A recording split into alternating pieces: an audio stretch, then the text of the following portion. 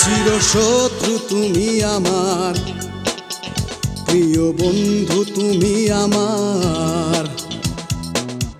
তুমি এক হাতে শূন্যতা আর এক হাতে পূর্ণতা।